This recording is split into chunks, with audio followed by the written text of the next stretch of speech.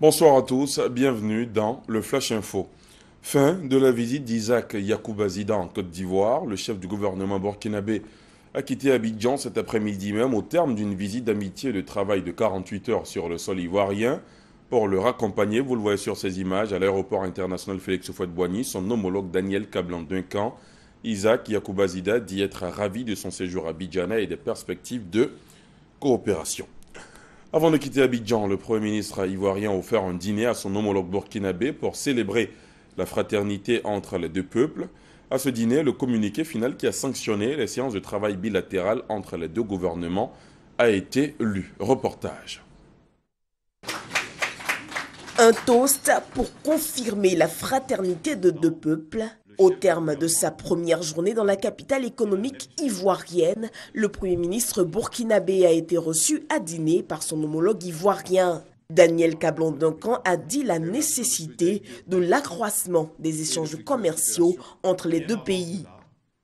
Cette visite qui précède de quelques semaines celle que doit effectuer en terre ivoirienne le président de transition du Burkina Faso, son Excellence M. Michel Kafando, témoigne de la volonté commune de nos deux chefs d'État de préserver et de perpétuer les relations de solidarité agissantes et de fructueuse coopération que nous avons toujours maintenues au-delà des changements institutionnels intervenus dans nos pays respectifs. Pour le Premier ministre burkinabé, le capital relationnel entre la Côte d'Ivoire et le Burkina doit être préservé. Nous avons pensé que le capital qu'est la relation entre le Burkina et la Côte d'Ivoire est un capital tellement précieux qu'il faut préserver, qu'il faut même travailler à renforcer, au point que, après cette année, les dirigeants qui vont venir vont continuer pour le bonheur de nos deux peuples respectifs. Des signatures d'accords de coopération entre les deux pays ainsi que la lecture du communiqué final ont meublé le dîner. Le communiqué, faut-il le souligner, annonce la redynamisation de la coopération économique entre les deux pays, la facilitation du transit sur les routes communes. Les deux premiers ministres ont convenu de tout mettre en œuvre pour hisser le volume des échanges commerciaux entre leurs deux pays à un niveau supérieur. À cet effet, ils ont convenu d'organiser des journées économiques du Burkina Faso en Côte d'Ivoire en 2016.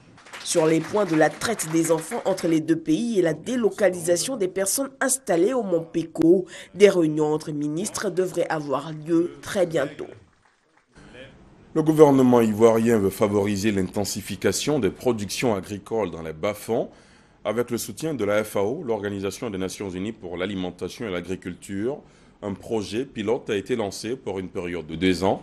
À terme, ce projet doit permettre d'accroître et de diversifier la production alimentaire par l'application de techniques efficaces. On en reparle dans la grande édition.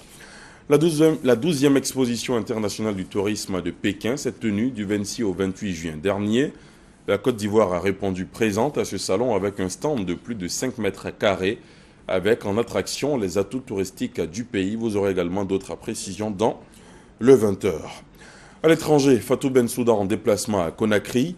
Elle s'y est rendue du 2 au 3 juillet. Sur l'objet de cette visite, elle a estimé qu'il s'agissait de faire le point sur l'enquête judiciaire concernant les crimes du 28 septembre 2009 menée par les autorités guinéennes conformément à leur obligation première de poursuivre et de juger les auteurs des crimes relevant de la compétence de la Cour pénale internationale. L'objectif étant de s'assurer que les élections vont bien se dérouler et que les parties prenantes s'abstiendront de violence. Au Nigeria, Boko Haram a encore frappé. Au moins 25 personnes ont été tuées dans une attaque à la bombe menée par le groupe terroriste nigérian dans le nord du pays. Pour le moment, l'attaque n'a pas encore été officiellement revendiquée, mais tous les soupçons des habitants de la zone désignent Boko Haram comme principal suspect. Le gouverneur de la région a invité les populations à dénoncer toute personne suspecte. Aux agents de la force publique, aux leaders traditionnels et religieux. Ce n'est pas la première fois que Zaria, située à 75 km au nord de Kaduna, capitale de l'État éponyme, est la cible d'attaques de l'insurrection armée. Au lendemain de la victoire du non au référendum et à la veille du sommet de l'Eurogroupe, le Premier ministre grec Alexis Tsipras a multiplié les gestes pour donner à la Grèce toutes ses chances pour la reprise des négociations, car si la Grèce revient à la table des discussions en position de force, les débats ne s'annoncent pas pour autant faciles.